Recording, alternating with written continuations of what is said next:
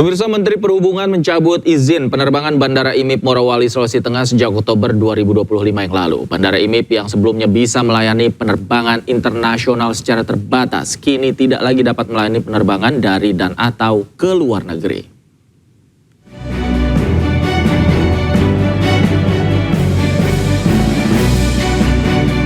Kementerian Perhubungan mencabut izin layanan penerbangan dari dan atau ke luar negeri secara langsung di Bandara Khusus Indonesia Morowali Industrial Park atau IMIP. Pencabutan izin di bandara yang terletak di Morowali, Sulawesi Tengah itu tertuang dalam keputusan Menteri Perhubungan nomor KM 55 tahun 2025 yang telah diteken Menteri Perhubungan Dudi Purwagandi pada 13 Oktober 2025. Keputusan ini dikeluarkan untuk mencabut aturan sebelumnya tentang izin penerbangan internasional secara langsung pada bandara ini.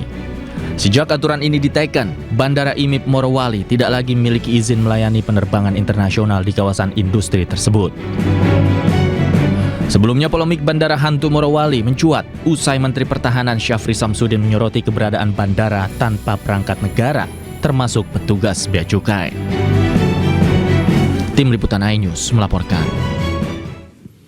Sementara itu, Presiden ke-7 Republik Indonesia Joko Widodo membantah meresmikan Bandara IMIP di Morowali, Sulawesi Tengah.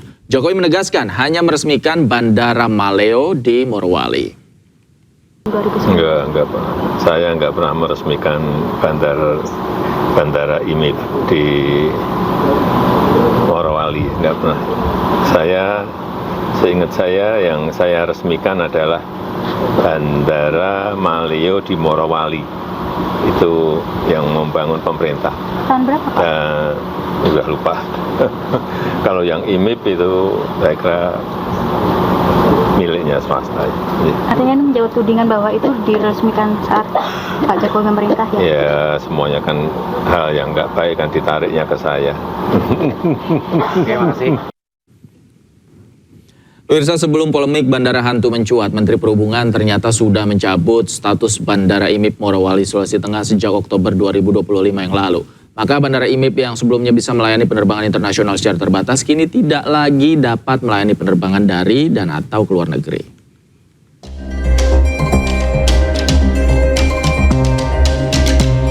Kementerian Perhubungan mencabut status bandara khusus pada Bandara Indonesia Morowali Industrial Park atau IMIP di Kabupaten Morowali, Sulawesi Tengah sejak Oktober 2025. Pencabutan ini tertuang dalam Keputusan Menteri Perhubungan nomor 55 tahun 2025 tentang penggunaan bandara yang dapat melayani penerbangan langsung dari dan atau ke luar negeri.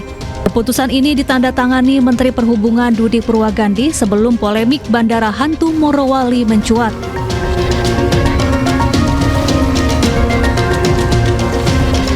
Artinya kini Bandara IMIP Morowali yang berlokasi sekitar 4 km dari tambang nikel ini tidak lagi dapat melayani penerbangan internasional. Adapun bandara khusus adalah bandara yang digunakan untuk melayani kepentingan sendiri oleh perusahaan atau organisasi tertentu demi menunjang kegiatan pokoknya. Sementara bandara umum adalah bandara yang melayani penerbangan untuk publik secara komersial.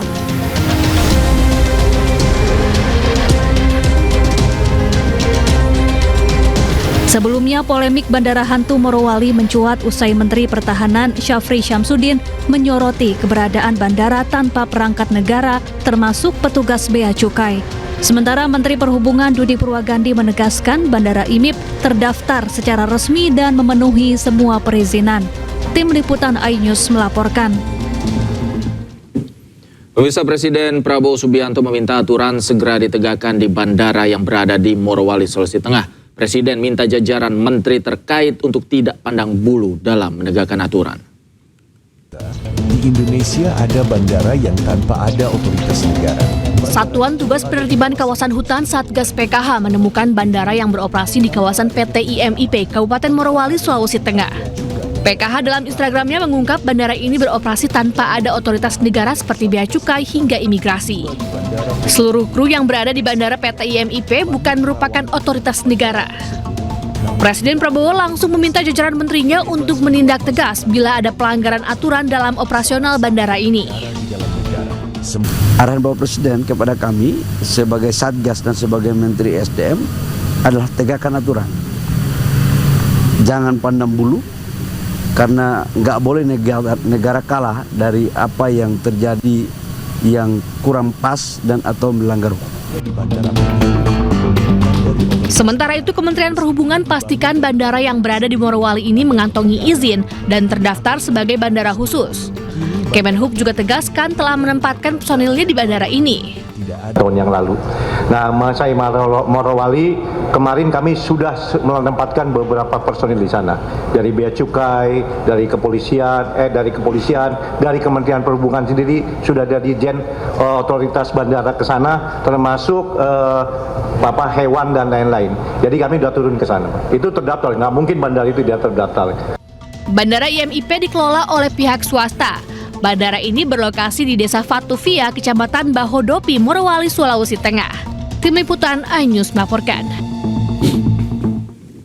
Kita ke informasi lain, pemirsa. Reuni Akbar 212 digelar hari ini. Masa memadati kawasan Monas, Jakarta pada Reuni Akbar 212 yang digelar pada hari ini. Reuni Akbar 212 menjadi ajang tahunan bagi peserta aksi yang pernah terlibat dalam aksi 212 pada 9 tahun yang lalu.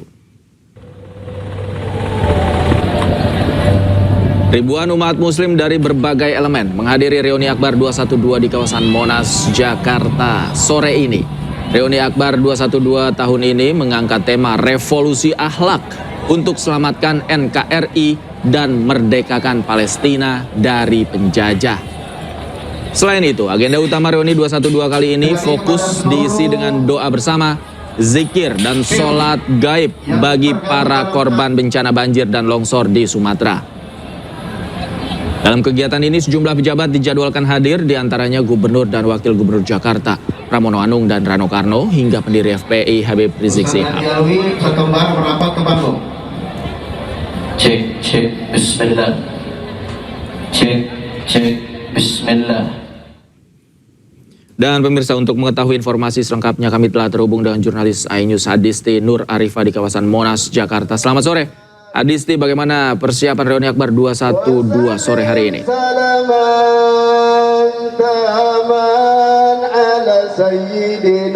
Ya, selamat sore Davi dan juga pemirsa. Pada sore hari ini terlihat sudah ribuan massa atau umat Islam yang memadati kawasan Monas, Jakarta untuk mengikuti rangkaian Reuni Akbar 212 yang digelar pada hari ini. Untuk rangkaian sendiri ini sudah berlangsung sejak pukul 17 waktu Indonesia Barat tadi, dimulai dengan salawat dan juga pembacaan ayat suci Al-Quran yang diikuti oleh ratusan santri yang hadir di sini. Kalau dari pantauan saya terlihat di sini massa menggunakan pakaian atau nuansa berwarna putih atau hitam, juga terlihat ada yang membawa atribut Palestina karena pada tahun ini tema yang diusung dalam Reuni Akbar 212 ini adalah revolusi akhlak untuk selamatkan NKRI dan juga merdekakan Palestina dari penjajah. Nah, adapun tujuan utama dari digelarnya Reuni 212 ini adalah untuk menguatkan persatuan umat yang menjadi dasar dari aksi bela Islam 212 pada 2016 lalu. Nah, terkait rangkaiannya, setelah salawat ataupun juga pembacaan ayat suci Al-Quran ini nanti akan dilanjutkan sholat maghrib berjamaah. Tepat di belakang saya ini sudah disiapkan saf yang memang sudah disiapkan oleh panitia. Kemudian nanti akan dilanjutkan dengan zikir dan juga doa bersama, lalu sholat isya berjamaah. Kemudian nanti juga akan ada agenda khusus sholat gaib dan juga mendoakan bagi korban atau wilayah-wilayah yang terdampak bencana di area atau di kawasan Sumatera.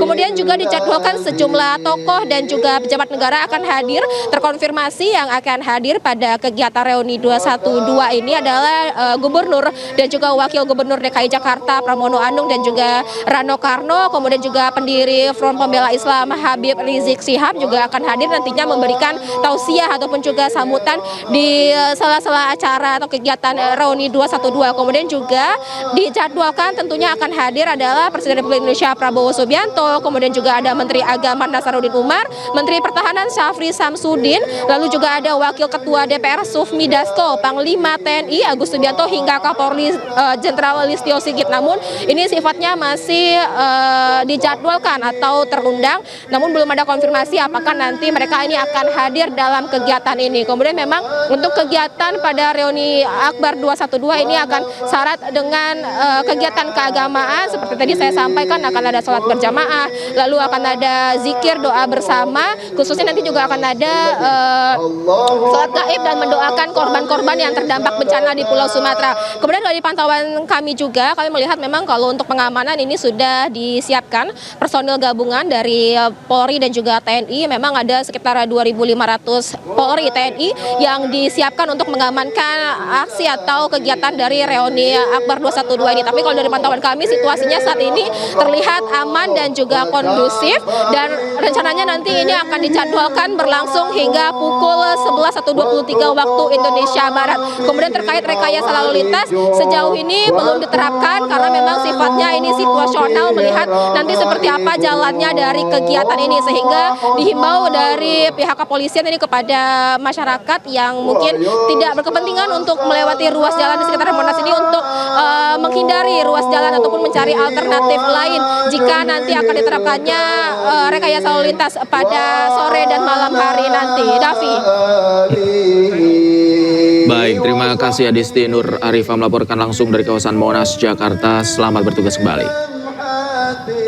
Akibat diguyur hujan lebat dalam beberapa hari, badan jalan di Kragujevac, Serbia ambles. Kami segera kembali.